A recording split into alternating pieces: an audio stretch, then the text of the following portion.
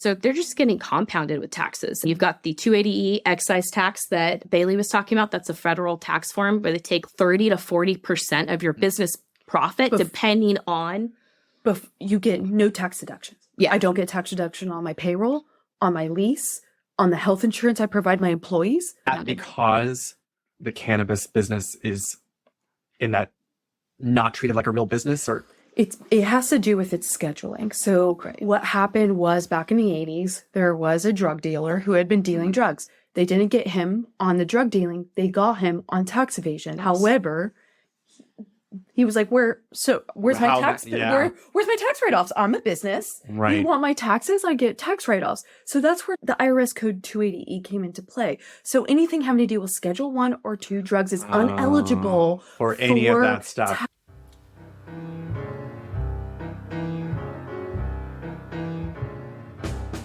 Welcome to the East Anchorage Book Club. I'm your host, Andrew Gray.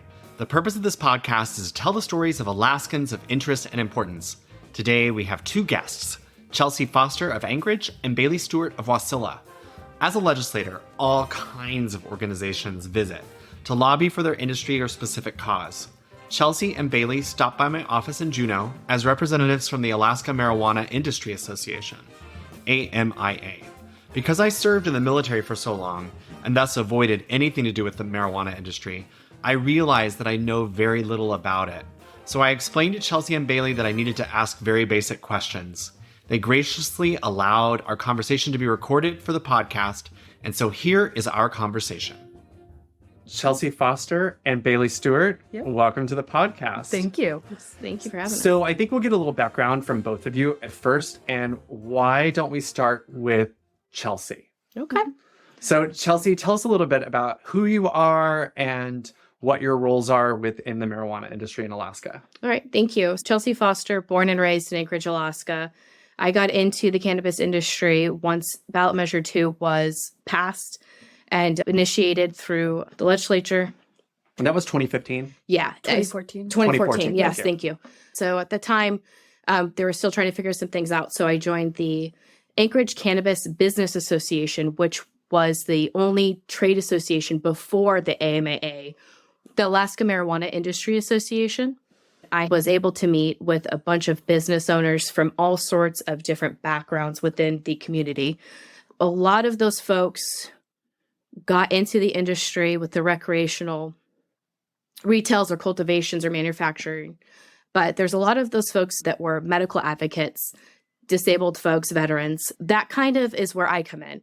I am now essentially a voice for those folks. I'm an advocate for consumers, folks that can't get to Juneau because of their disabilities or autoimmune diseases. So I try my best to advocate for those folks. So that's one of my bigger roles in the AMIA since I am not a licensee. Beyond that, I also own a CBD business that is based out of Fairbanks. It is called Birch, Alaska. We also have a Wild Spring brand. And had you always been interested in marijuana? How did you get started in the marijuana industry? So that's a really great question. And again, it's near and dear to my heart and speaks to my advocacy. My aunt, rest in peace, she had an opioid addiction. She lived in Texas at the time, and she was ran over by an 18-wheeler truck while she was in her truck, rendering her 90% disabled. Prior to that, she was managing her opioid addiction with the use of cannabis. After her accident, it wasn't easy, as she was so disabled, to get that access on the black market. She was so concerned having folks come to her home that she turned back to opioids. She unfortunately died of a fentanyl overdose. So for me, being a part of the cannabis industry, I know that it can make a difference for folks. Harm reduction, yes, for opioid reduction. But another big part of that is my grandma, Mo, she lives in Santa Cruz, California. She used to drive tour buses for Willie Nelson and Pink Floyd. She actually used to grow for Willie Nelson. That was my segue into cannabis. My grandma's very much a hippie flower child, and I've always seen it used throughout my childhood, my teenage years. It wasn't a stigma to us. It was something we knew we couldn't touch. It was something that we knew it could make us sick, is what we were told. So it wasn't something that I did touch until it actually became legalized. Because you're young. Do you mind if I Right. ask how old you are? I am 30. You're 30. So when it was legalized like 9 years ago or so, you mean you were 21? I was fresh. Yeah, freshly 21 and able to be a part of the industry. Gotcha. Yeah. Okay. So now let's jump over to Bailey. Thank you. Yeah, so I have quite a different background. I was actually raised Mormon, and there was no substances in our In home Alaska? in Alaska, and raised in Eagle River. For me, what happened was I've been an athlete my entire adult life, and alcohol did not appeal to me. And so as I got older and I strayed away from the Mormon church, cannabis was introduced to me. However, it was back in the Prohibition days. Prior to Prior to 2014, prior to legalization. However, my advocacy came from, I was a stay-at-home mom at the time, an athlete, and I chose not to consume alcohol. But at the end of the night, especially after some of my practices, I needed a way to relax and to utilize cannabis. But here I was utilizing something that I've been told that it was wrong, is hurting me, but I was healthy.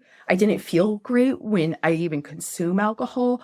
But here was all this stigma about being a mother and being a cannabis consumer. And that really drove a passion behind me because I am no different than anyone else you'd see in the grocery store. I just choose to consume something that feels right to me and helps me have a homeostasis of my body and I feel healthy. So what happened was I had a couple business partners. We were looking to start a business in the Valley, which had been growing immensely, still is. However, Washington started legalizing and we took a step back and we're like, Alaska could be next. So we participated in ballot measure 2. I went down to Washington State as the first recreational stores were opening because what does a recreational store look like in a new era of legalization where no one was supposed to be growing? And if I were to open one, how would that look like in the state of Alaska? So I went down to Washington, watched that process, watched regulations rolled out, and participated from ballot measure 2 to the first meeting of regulation. I've been a part of every single marijuana control board meeting as a member of the public. And my passion and advocacy have grown from there. We opened Green Jar. We were the first ones in the Matanuska Valley, and we opened in March 2017. We're coming up on our 7-year anniversary, which is pretty exciting. And do you live in the Matsu? I do live in the Matsu Valley currently. I live in Wasilla. And from there, we just continued to grow as a business. We opened our second store, and I had been participating in the Valley, so we created the Matt Valley Cannabis Business Association, which naturally led me into the role with the AMIA, being a board member. I actually chair the Public Relations and Governance Committee for the AMIA, and I've just been an advocate. And you're the COO. Yep. For the dispensaries. I am. I'm a chief operations officer. And you also are faculty at UAA? I am. What's your role at UAA? So I'm adjunct professor under the culinary department because the culinary department was the only one that was welcoming to cannabis at the time. We all know cannabis can encompass many subjects, but we started there. I teach a program called Cannabasics. And that's where I'll teach everything from the history of cannabis in Alaska, the laws and regulations behind it on a federal and state level. And then we'll talk about the agricultural end, the manufacturing end, the retail end, and the public health and safety aspect. And that's completely tied in the whole course. What do you think is the biggest issue right now for dispensaries and the marijuana industry in general in Alaska? Taxes. It's the taxation on the state level. Yeah. Like you believe the taxes are too high? Way too high. They're too high. We have some of the highest tax rates in the nation. On top of that, we have some of the highest per pound costs for growing. It's hurting our industry and it's driving people back to the black market because it's not affordable. That's interesting because that's not what I was expecting you guys to say. What I was expecting you to say is what we hear a lot about is like not being able to use a bank and not being able to have the bank and like having all this cash all the time and not knowing what to do with it. That is a huge issue as well. But unfortunately, these businesses are ready to close or going to have to close because of the high tax. And I want to be very clear. We are the highest taxed state. Well, okay. You're talking to a legislator who's always looking for revenue. So Anchorage took in $5,800,000 in 2022. They took in $5,785,000 in 2021. My understanding is the state took in about 30 million, Yep. Correct. something You like were that. correct. Yep. Okay. Yes. Yep. And I know that one of the things that people, as far as the state was concerned, as far as legalizing it, was that this would be revenue for the state. Mhm. And just frankly, 30 million is less than I think what some people expected or Yep. what some people hoped for. Mhm. So The net is small. I And, think you that's know, part of the problem. It is. It's small, but it's also first of all, this is the only industry that I know of, and of course, research as you do as a legislator, but the only industry that, to my knowledge, that had to pay for its inception. This industry would not be here if that had not happened. So while, yeah, there was 30 million that may have gone to the general fund, what portion of the taxes went to paying back the state of Alaska for the inception of the cannabis industry? And I think that this model change that Cody Rice has brought is phenomenal. It may not be the right answer, but it's a foothold. can you For what we explain need. for our listeners what the model is and Yeah, who Cody yeah. Rice is? Yeah, sorry. So Cody Rice is legislative aid to Sumner. Is that correct? To the House of Labor. And To the Commerce. House of Labor and Commerce. He's also a Girdwoodski instructor. Gotcha. House Labor and Commerce Committee. I'll just say it Thank like you. this. That's Jesse Sumner is the chair of that Yes, committee. exactly. Thank you. So Cody Rice has created 3 different models. And what we see with the most favorable model that so far that we've talked with legislatures about, that the task force, which is a mouthful, has given its recommendations to, is a 6% model. We originally wanted 3%, which would bring us to a net neutral What are you right net now? neutral tax. We are not a percentage base. We are $50 an ounce. So to put it into perspective, this will reduce that to $12.50. Gotcha. So you go from $50 an ounce to about $12.50. I'm doing math just by looking at it. Like, it's a lot. It's like a 70% discount. So the marijuana excise tax in the state of Alaska is on the agricultural end, which only captures it between the cultivation and manufacturing Gotcha. or cultivation and retail. Yeah. When you move it to the retail, you're capturing tourism, you're Yeah. capturing the product So this is going to value. move it to the tourism. Correct. Okay, that's the right place for it. Exactly. And it should have Yeah. been from the beginning. And what's going to happen upon federal legalization is while we'll still have some cultivations up here, much of the cannabis is going to be imported into the So state. we've been taxing the grower Yes, and not the customer. exactly. Right. And to put that into perspective, we've been taxing the grain guy instead of the bread guy. yes. Wow. So I while, get that. So that lowering of the tax. So we might actually not decrease the revenue. In fact, the revenue charts show that in 2026, we will actually come out in More than 30 way million. more. And Cody Rice's model was very conservative. Okay. And it 'cause didn't even you wanted capture the 3%, tourism. but we're going to get 6%. And 6%, and anything more than that will be punitive on the industry. Again, Okay. we want to be competitive with the black Right. market. We don't want to push people away Right. from the retails. We want to bring them in. Speaking of the black market, we have a lot of new dispensaries, a lot of dispensaries in Anchorage. Do you feel like the market's saturated? I would have to say so. I personally don't believe so. I think free market is good for healthy competition. I think So if Bailey Stewart thinks that we have enough. We think- don't need any I more think new businesses. Both statements can be true. Chelsea's saying maybe not. correct, Free market and saturation can both be true at Right. the same time. correct. Both statements are true. But yes, we have no license caps. So that doesn't Unlike bars. unlike bars, unlike the alcohol consumption in the state of Alaska. Certain municipalities did impose license caps, like Fairbanks, for example. They did impose a retail cap. I believe it's 7 stores. Do either of you support a cap? I do not. I'm not sure what Bailey supports. I see both sides, and that's where I'm at right now because I'm in the industry as a retailer. So as long as you're underneath that cap, like it's good for your business It model. can. So I sit here and I'm like, I am biased at the end of the day because, of course, like my business will do better with less businesses out there. But I share the same feelings as Chelsea that I want a free market. However, with the information I have now, and my emotional side says, yes, I want a free market because I want my customers to be able to choose. However, I see the back end to these businesses when we have implications like a federal code, the IRS code 280E, that makes it so if you're not profitable, you're not able to meet your federal taxes, which just means you go under. So you could be the best. Your customers could be voting you all day long, but you still go under. Is it truly a free market at this moment? No. I am supportive of a suspension of licensing while we fix regulations, we fix taxation, and then we allow for federal legalization to take place. And then we take a look at the market again. I see both sides. My emotional state says free market, let people choose. My business side says this is hurting us right now because of extenuating circumstances. Which one's the right choice? I'm not sure. Interesting. And I apologize for not being up to date on this, but the Labor and Commerce bill that would fix the tax system, do you know what the status is of it right now? It did pass Labor and Commerce. Okay. That was the last Does it go committee to that finance passed. after that? It needs to go to finance now. Okay. Yeah.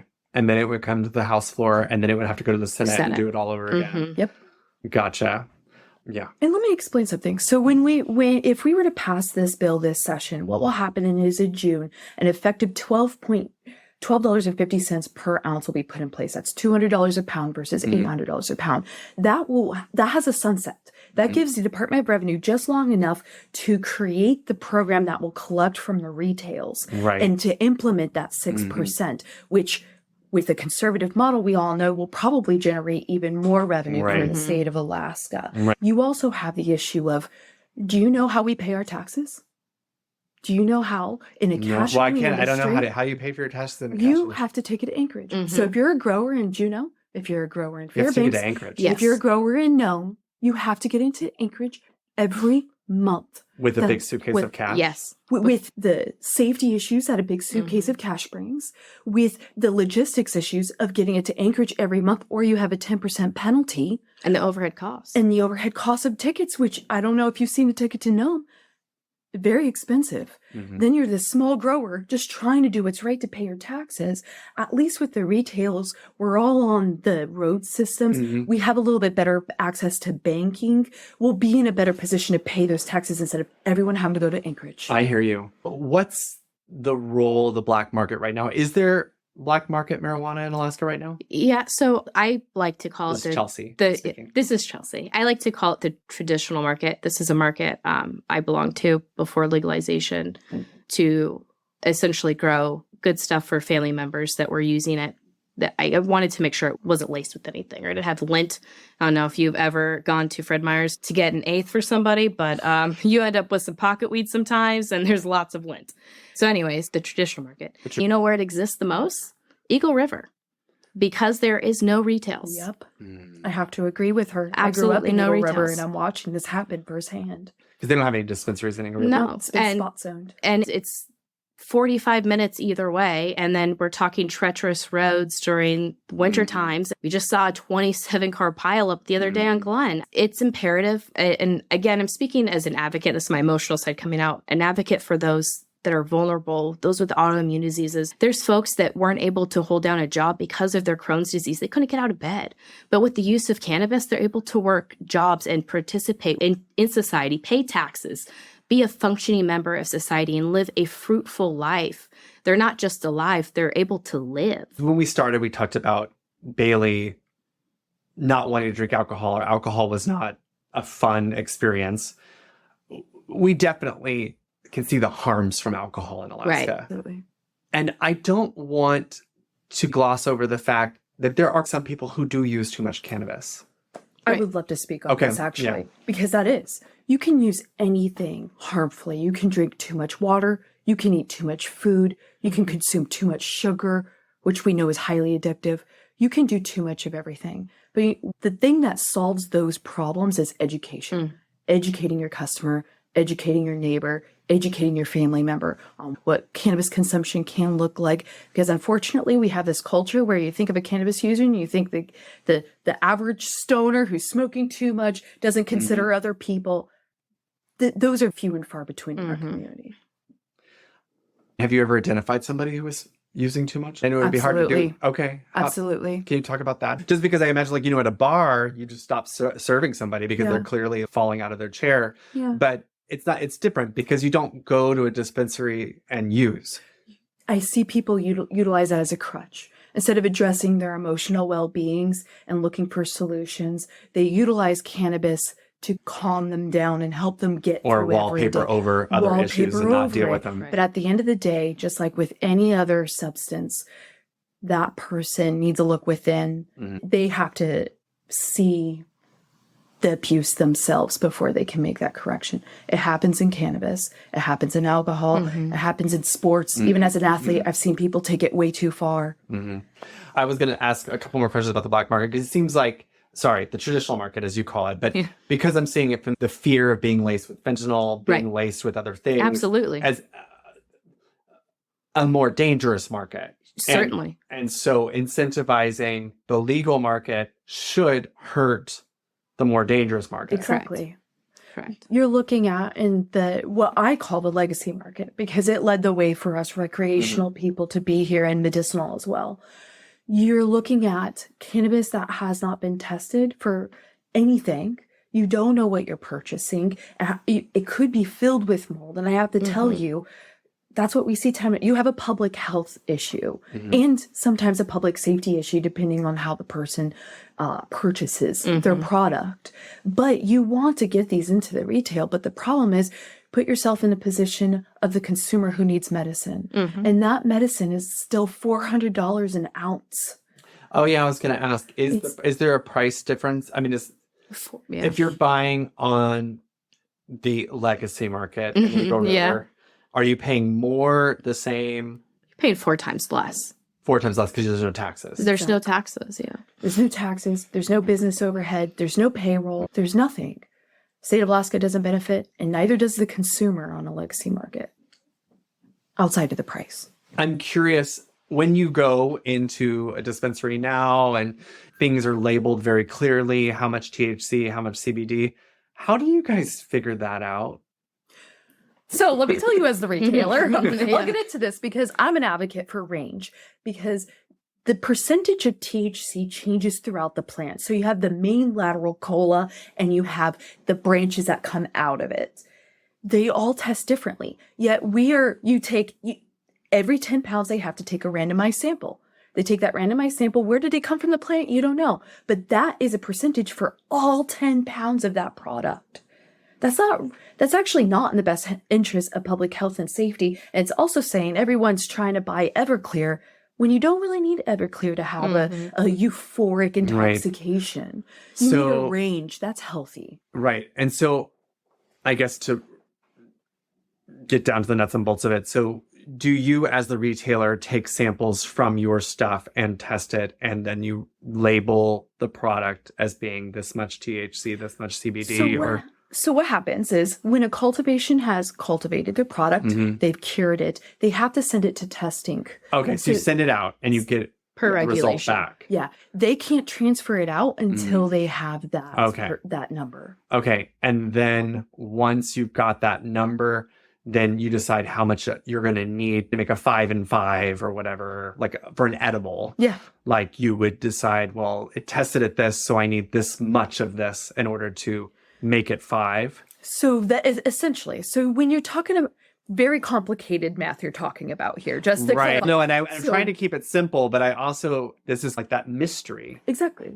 So part of my course is I teach people how to infuse, but I teach people how to infuse with what we call full extract cannabis oil, because it's, when you test full cannabis extract oil, it's much more accurate in its testing than flower. Flower has a variance of at least 20%. So you take someone as, they bought a 20.83% THC, move the decimal one place. Technically, that's supposed to be 208.3 milligrams per gram of flour. However, you have, how much is that going to bind to the lipids or butter that you're putting into? How much of that is true to the testing? You don't know. But with the extract oil, you get much closer to that actual percentage.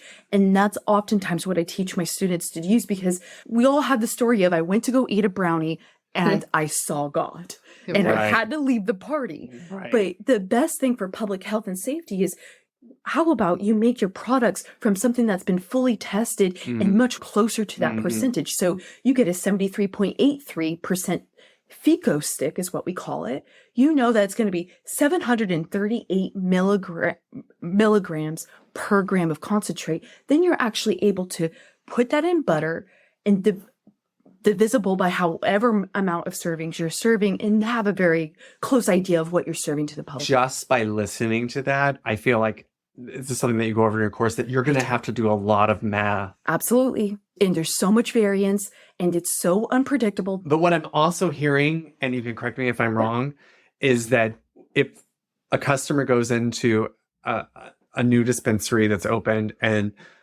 depending on how that dispensary is making their edibles, for example, the number on the package may not be accurate. You're right. And guess what? The state of Alaska allows for a 20% variance. Yes. So you actually don't know.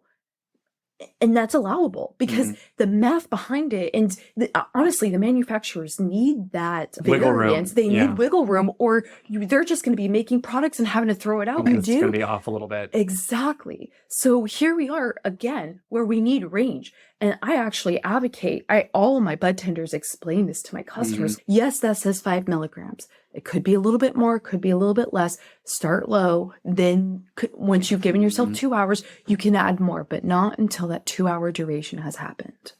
Yeah. And we've alluded to this. I think you talked about when national legalization comes. Do you guys already think about what would happen if there was like national chains that moved in? Yeah, absolutely. And I'm assuming when we grow here, we're paying for the lights, we're paying for the heat, we're paying for all this stuff. Yeah. If it was being grown in Arizona, or you could grow it so much more cheaply that it would actually probably, even with the cost of shipping, it's light. Yeah. I am opposite, I think, on this as well. I don't believe we have the population. Coming from a franchisee family that's dealt with franchises, a lot of these folks are multi-million corporations that are cannabis businesses are designed as franchises. They need at least 1 million people in that area, and before they even want to open. Yeah, we don't have it. And the overhead costs are astronomical. I can certainly see importation, but why don't we consider, instead of license caps, some sort of non-native species testing for different molds that come from different states that could infect our people, our cannabis, our seeds, all of this. I feel like license caps historically just have not worked. You look at the fishing industry, the licenses for the first few years were high. You were able to make a lot of money selling your fishing license. People can't get rid of those. If the majority of one industry is owned by the same people, there's no healthy competition. If you've got 10 dispensaries in a particular area, and you suddenly double it to 20, but the 10 were doing okay, and now you have 20, everyone is fighting for survival because there just aren't enough customers to support 20 dispensaries. And so everyone suffers because there's too many. And I know that the free market would say half of them will go out of business eventually, but it sucks until they do. And it sucks for the people who go out of business. And I don't know, from an owner, you just have a jillion opening up all around you. And I'm the perfect example of that. I was the first one in a borough that's bigger than some states. And then I watched 19 others open after me. I've seen the effects of it. I've seen, people do shop on convenience. They might love your store, but at the end of the day, they just want a quick aid. And they just want to buy their house. Yeah. Exactly. So even though they'll come to me and they're like, I love shopping with you guys. You're so educational. I like my time here. But a lot of times I'm shopping because somewhere is of convenience and closer. And I can't blame them because I do the same. Right. Granted, I do have to say Chelsea's on the right path. One of the things that the Division of Ag has talked about is with potatoes. You can't just bring any potato to the state of Alaska and grow it. So putting some regulation in there and what is grown up here to protect all of the cannabis species and products that are created up here. But I think Chelsea might be right. If there's not 1 million people, why would a big corporation come up here? But in my mind's eye, it only takes one. All they have to do is sit right next to me, operate in the red for years until I'm gone. And I'm doing my best. I got into retail because I wanted to change stigma, and I felt passionately that our bud tenders, our storefronts are what do that. When you walk into Green Jar, we're not your everyday store. Spend as much time you want there. Learn as much as you want. But it just takes one person opening next to me that sells much cheaper weed and is trying to do something similar, but is okay operating in the red because they have a huge corporation background. That's what I'm worried about. Right. But again, I feel the same way as Chelsea. I want a free market. Which one's right? I'm not sure. Right. And I think it also, for me, has a lot to do with the federal illegalization of cannabis. Is that the word I want to use? Federal prohibition? No, federal prohibition. Yes. Thank you. Yes. Against cannabis with Harry Anslinger. When that all came to fruition, it was very embedded Can you in. remind us who that is? Yeah. So Harry Anslinger is basically the guy that spearheaded federal prohibition for cannabis in the nation. When was that? Gosh, when Reefer Madness came out, probably in the 60s. Okay. Maybe. Yeah. Way before. Late 50s, early 60s. Sorry. Okay. It's a long time ago. To be Education. clear, to everyone listening, marijuana became a Schedule I drug in 1971. Okay. Thank you. Yeah. And to be clear, a Schedule I drug has no medicinal value. Correct. Meaning cocaine is a Schedule II. Yes. Yeah. No known medicinal values. But at the same breath, your federal government owns patents to medical marijuana. Mm. So how can how can those be the same? Mm-hmm. So under the Nixon administration, they put everything under Schedule I. And what he did was create the Schaefer Commission. Mm-hmm. The Schaefer Commission's job was to look at cannabis and a couple other drugs to see if the Scheduling I was appropriate. They came back to the Nixon administration and said, this plant shouldn't even be on the scheduling. And what did they do with that information? The whole commission he created to do that, they ignored that. And still to this day, marijuana is a Schedule I drug. Even though the commission that Richard Nixon had. Well, I won't go as far as say it shouldn't be on the schedule. And that actually ties into my next question. Yeah. I want to ask about the Anchorage Assembly and entertaining the idea of drive-through. Do you want to talk about it? I'd love to. Okay, first I'll explain what the Assembly ordinance would do and what your feelings are about it. Sure. Even being in the room, it was very confusing. It was originally a bifurcated, which means that they split the ordinance into two different ordinances. It was free samples was the first one, and the second one was drive-throughs. And somehow they got convoluted, and they were both discussed at the same time. Mm-hmm. So following along was very difficult. The end result was that free samples essentially was approved with the caveat that they're looking to the state for limits, which is unfortunate because there are limits already with on-site consumption that could have been adopted. These folks are in business. They're not giving away free weed. So it's not like it's going to be like a free for all you can eat or whatever. The original aim for that change was to allow these businesses to do what every other business does. Buy one, get one free. Right. Every industry I've ever been a part of, participated in, has that, except for the cannabis industry, where we're not, that word was prohibited. So we are essentially freeing up the word free. So it's not like Costco walk in and absolutely not. smoke all of this and go over here and eat all of this, or it's not like sample tables. It's about having a special deal, buy one, get one free. Exactly. Again, removing prohibition from the industry, removing barriers. Treating it like any other business. Yes, exactly. And the drive-thrus. So drive-thrus essentially got shut down because of land use arguments that were brought by Assemblymember Voland. And I can understand to a point what he's just talking about, but it does feel very directed at the industry. And if you're, I don't understand what he's talking about. And if you're listening, Assemblymember Voland, I would love to get together and talk more. And I get the mission. And what's the land use argument? The land use argument was that it causes more traffic buildup, the emissions, et cetera, et cetera. And I can like you would have it at McDonald's or a Wendy's or any other or the Sonic that opened on Huffman in Anchorage that did cause a lot of blockage. And I can understand all of that, but we're talking about a drive-through culture in Alaska, right? Are you going to stop allowing coffee shops to open up? Every single block in Anchorage has 4 coffee shops, which is another argument for saturation.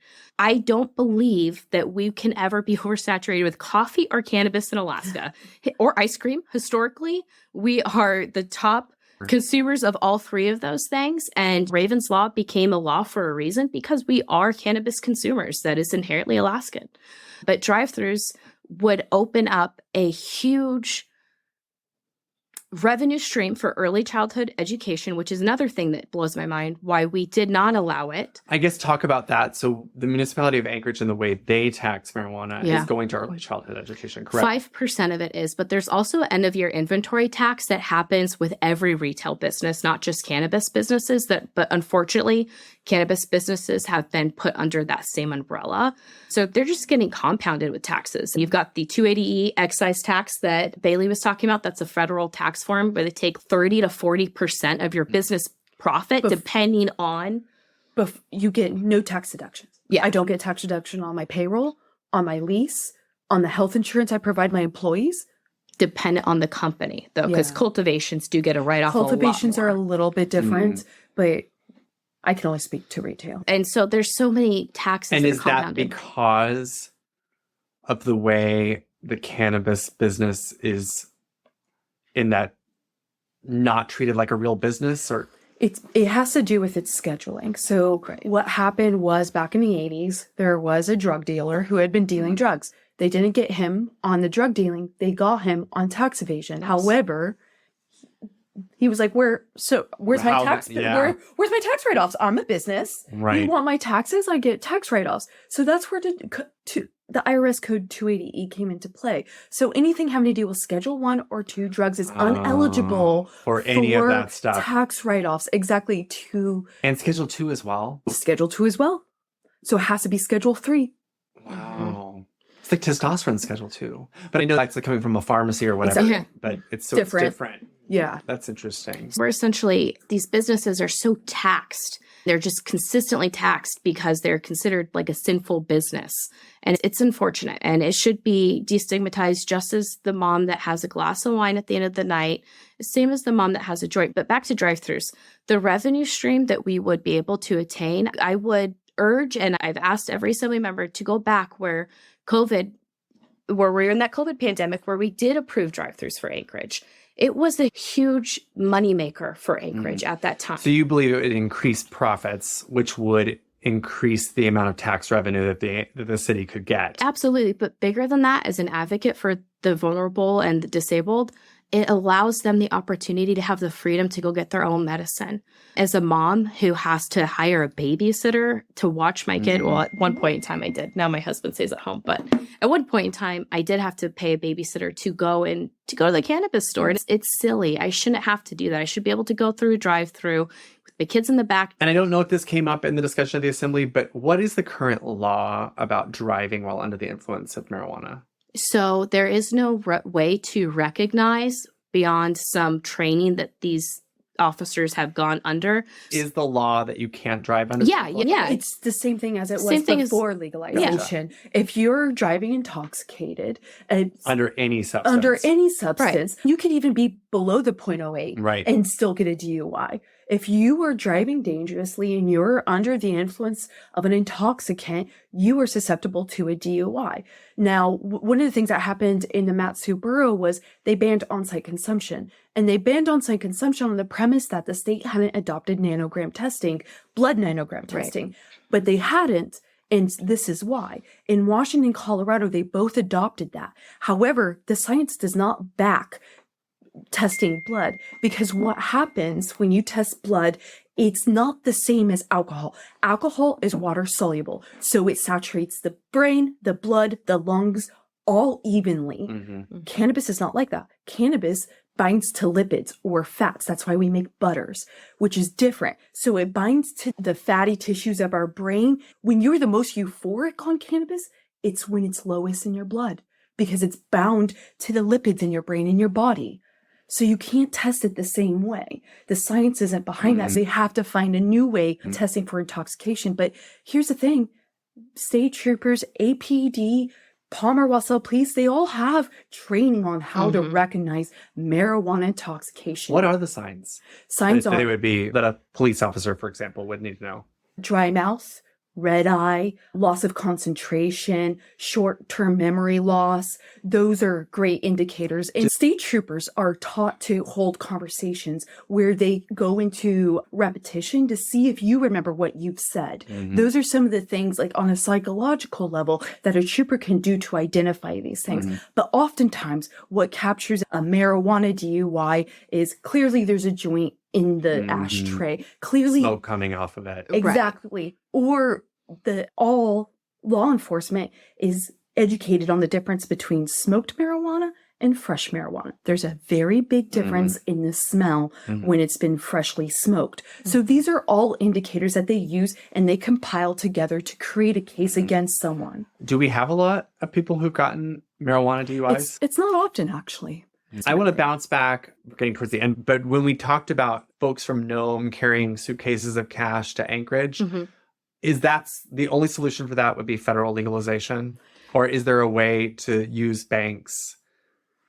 There's a way to use banks, number one, but also the best way, and this is a Band-Aid, but in the interim, before we can really get to the point where we are sending ACH transfers and bill pay or money orders or whatever have you, getting drop boxes put at the state capitol, different boroughs and municipalities around the state of Alaska. We know being able to collect. Yeah, being able to collect these taxes because topographically, we are a really diverse state. And Juneau, for example, is only accessible by ferry or by plane. There's been great conversations about working with local governments to collect those taxes. But of course, there's regulations that need to go in place. These local governments have to opt in. It's not as simple as being as you would know as a legislature, the blanket go, all local governments are Right. So could it be done at the local level right now? Or there does need to be state legislation that allows localities to create a Dropbox? Correct. Now, of course, I immediately started to think about, like, well, who checks the Dropbox and how do we decide how Revenue. Okay. That's who it is. And the Department of Revenue has had these conversations, but they felt that the processes and the expenditures were too great. There's actually some confusion in the Department of Revenue, too. That there was belief that there was a Dropbox in Juneau. There is not. So we still have a lot of communication to clear up. And education to do. Yes. And education to do. If folks want to learn more or are interested in this subject, do you guys recommend book, video, podcast, website? I suggest contacting the Alaska Marijuana Industry Association, where we do public calls yearly, annual calls. We have annual receptions like we're doing here in Juneau. But after every Marijuana Control Board meeting, which is regional based, so every 3 months it's in a different region throughout Alaska, we host an event, and anybody is welcome to come to those events. They just need to contact us, and you can become a member. You don't have to be a licensee. Thank you. So you would contact us by going to alaska.mia.org. And through there, you'll be able to contact us through email and find out where we will be at. We also send out newsletters to help educate licensees and consumers as well. And what about you, Bailey? Do you recommend anything? Oh, I recommend to come in my class, Cannabasics at UAA this fall as well. There's some great resources online. There's Leafly. They've published a lot of studies. They have some pretty good articles that are all-encompassing and non-biased. Just Google Leafly, LEAFLY.com. Perfect. And you'll find a great resource of information there to dig through and just research articles. There's tons of research out there. There's a man named Raphael Michelin, and hopefully I didn't mispronounce that, but do you by chance know who is the furthest along in cannabis studies in the world? I'm going to guess, I don't know. Israel. Really? That makes sense. Israel. This man identified the THC molecule that is a cannabinoid. There's 116 cannabinoids in cannabis that we have identified so far. And we talk about two. We talk about THC and CBD. Now, we have some other ones coming out, like CBN, which is highly sedating and great for sleep. We have CBG. There's some other ones coming out, but this man has published But not really articles. coming out. They're already there. They're there, but they're getting public. And so now we can look at how much of these other cannabinoids are there so that you have a better idea of what will happen. And I ask that anyone listening to this, they start their research on your endocannabinoid system in your body. That is the most important thing. It is a fingerprint in each of us. So just because you go into a dispensary and you see something that says indica and you think it's going to have a sedative feeling, it can have a total different effect on you because of your own endocannabinoid system. So start your research there. Cool. Chelsea Foster and Bailey Stewart, thank you so much for being on the podcast today. Thank you. I will drop a link in the show notes to the Alaska Marijuana Industry Association. You'll notice that I've switched back to calling this show the East Anchorage Book Club. When I first got elected, I was nervous about continuing the exact same podcast during session that I had had prior to being elected. I think my anxiety was unfounded, and most people know the East Anchorage Book Club podcast, not the East Anchorage Matters podcast. So I'm going to actually move back to the East Anchorage Book Club and retire East Anchorage Matters. Thank you everyone for sticking with me. Sorry for the confusion. If you need to contact me, please email my office, rep.andrew.gray@akleg.gov, or call 907-465-4940.